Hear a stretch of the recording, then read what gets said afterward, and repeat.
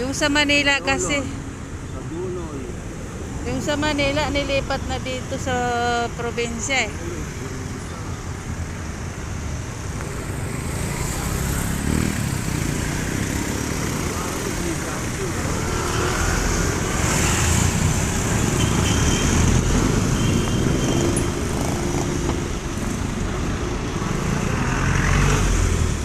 Tumingin ka sa dinadaanan mo, kalikot-likot.